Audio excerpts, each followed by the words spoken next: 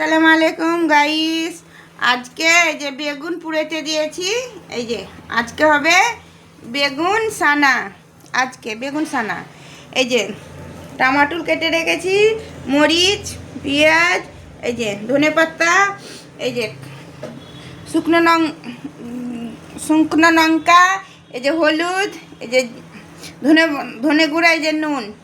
কিন্তু আমাদের দেশে কি করে, কিন্তু একদম চুকাটা ছাড়িয়ে কাঁচা পেঁয়াজ, কাঁচা মরিচ, কাঁচা সব কিছু দিয়েই করে। এইটা কিন্তু আমি আলাদা টাইপের করছি। এইটা কিন্তু বোম্বে যেরকম খায় ম্যাডামরা, ওই ওই রকম করে এটা রান্না করব। কিন্তু ভেবেও না কি তোমরা তো বাঙালি, তো বাঙালির মতন কেন বেগুন সানা করেনি। কিন্তু ম্যাডামরা কিন্তু এইভাবে খায়, এইভাবেই রান্না করতে হবে। এই যে এটার ছিলে ফেলে দিয়েছি। এই যে বেগুন, এই যে তেল দিয়ে দিলাম।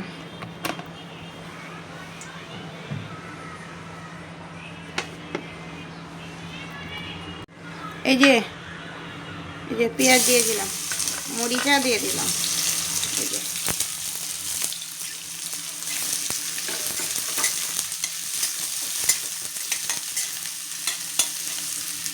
এইটার বেকার একটু একটু করে ভেজে নিব, লাল করে নিব। এই যে দেখো, এই যে লাল হয়ে গেছে। এই যে একটু টমাটোটা দিয়ে দিলাম। এই যে দেখতে পাচ্ছ গাইস, বান্ধবীরা দেখো, पहले जमाना तो बोलता था বলছি।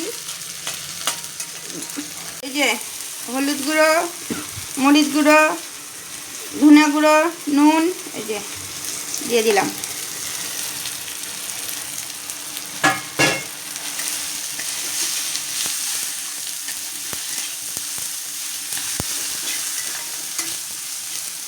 দেখো কালারটা, দিয়ে দেব।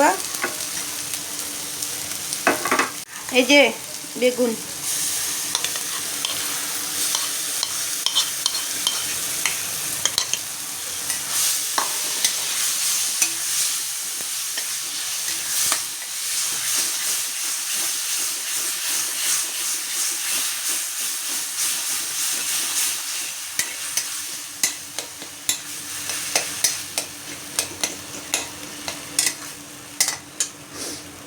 এই যে